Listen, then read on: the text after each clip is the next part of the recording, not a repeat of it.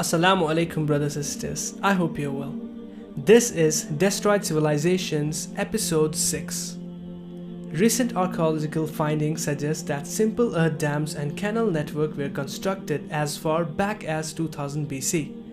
You might be thinking that which dam we are talking about. Brothers and sisters, we are talking about the Great Dam of Ma'arib.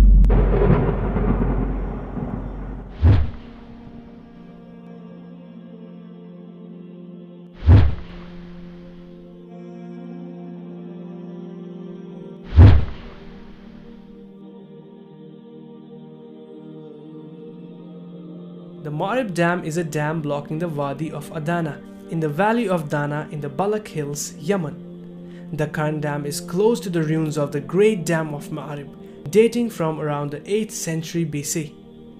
It was one of the engineering wonders of the ancient world and a central part of the Sabaean and Himyarite kingdoms around Ma'arib. The site of the Great Dam of Ma'arib, also called the Dam of Arim, is upstream of the ancient city of Ma'arib, once the capital of the ancient kingdom of Saba. The kingdom of Saba was a prosperous trading nation with control of the frankincense and spice routes in Arabia and Ethiopia. The Sabaeans built the dam to capture the periodic monsoon rains which fall on the nearby mountains and so irrigate the land around the city. The medieval Arab geographer Yaqut al-Hamawi describes it thus: "It is between three mountains and the flood waters all flow to the one location, and because of that the water only discharges in one direction. And the ancients blocked that place with hard rocks and let the water from springs gathers there as well as flood water, collecting behind the dam like a sea. Whenever they wanted to, they could irrigate their crops from it by just letting out however much water they needed from sluice gates. Once they had used enough, they would close the gates again as they pleased." The historical dam was severely damaged by a Saudi airstrike in the night of May 31, 2015. This dam is easily one of the finest examples of masonry architecture in the Arabian Peninsula. Local stories say the dam was in use for centuries. However, the Great Dam apparently stopped serving as a barrier when it was breached by rats.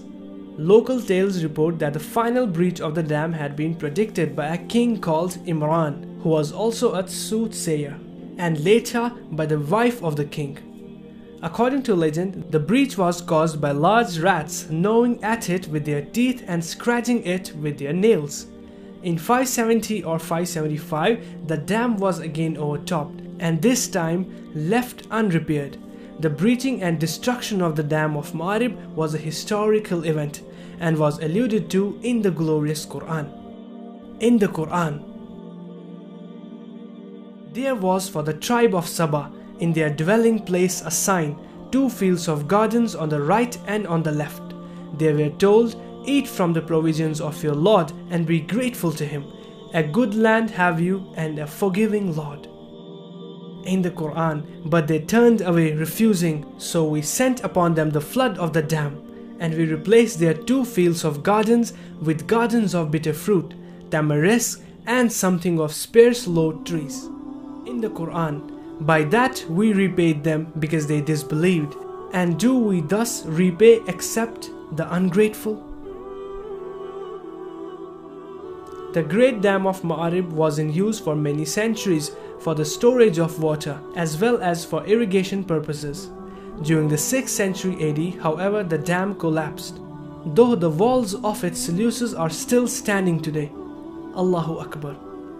According to inscriptions, the dam was built by a ruler named Sumuhu alay Yunuf and his son Yata Amar Bayin. However, a German archaeological expedition excavating one of the areas below the dam has revealed that this monument went through several phases between beginning of the 2nd millennium BC and the 1st millennium BC. In any case, the Ma'arib Dam was essential for the survival of the Sabaean kingdom, as it provided water for its people. Now let us see how the news about the people, Saba, of which was informed by the Quran, has been proved by historians with their records of history. The community of Sabah was one of the 4 biggest civilizations which lived in South Arabia. The historical records about the community of Sabah report that this nation was a state like Phoenicians, who were occupied with intense commerce activities. The Sabaeans are known to have been a civilized nation in history. In the inscriptions of the rulers of Sabah, the words such as restore, dedicate and construct are frequently used. The Ma'arib Dam, which is one of the most important works of these people, is an important indication of the technological level these people had reached. With the Ma'arib Dam, which they had constructed with very advanced technology, the Sabaean people became owners of a great irrigation capacity. The fruitful lands they thus obtained and their control over the trade routes allowed them to lead a magnificent and luxurious lifestyle. The total area that could be irrigated by the dam was 9,600 hectares, 5,300 hectares of which belonged to the southern plain, while the remaining part belonged to the northern plain. These 2 plains were referred to as Ma'arib and 2 plains in the Sabaean inscriptions. Perhaps the expression in the Quran, 2 gardens to the right and to the left, points to the imposing gardens and vineyards in these 2 valleys.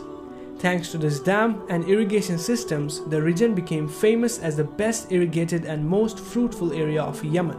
The Frenchman J. Holloway and the Australian Glasser proved from written documents that the Ma'arib Dam existed since ancient times. In the documents written in the Hymer dialect, it is stated that this dam rendered the territory very productive. After the collapse of the dam wall, all of the country was inundated by the flood. The canals that had been dug by the Sabaean people and the wall that had been constructed by builders' barriers between mountains were destroyed and irrigation system fell apart. As a result, the territory, which was like a garden before, turned into a place where weeds grew, and there was no fruit left but the cherry-like fruit of little stumpy trees. Besides, there are inscriptions written in the Sabaean language on the pillars of Sabah. The Christian archaeologist Werner Keller states the following in his book called The Holy Book Was Right. The flood of Arim occurred as it was described in the Quran, since the existence of such a dam and the destruction of the whole country by its collapse proved that the example given in the Quran about the people of the garden was indeed realized.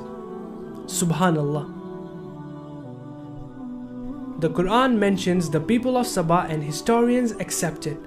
It also states that the people of Sabah lived in a beautiful city with green vineyards, gardens and orchards, and historians accept it. It also mentions a big dam in that city and historians accept it.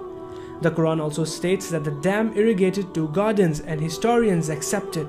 The Quran also mentions the calamity of flood that took place as a result of the collapsing of the dam wall and historians accept it.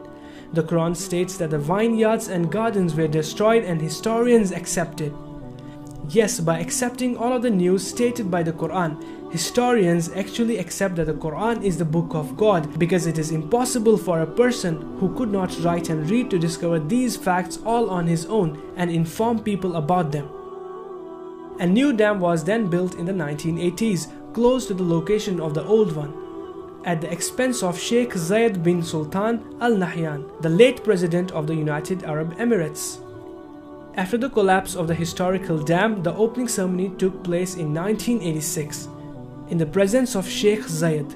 How could a man who lived 1400 years ago have known about the people of Sabah and the great dam of Ma'arib?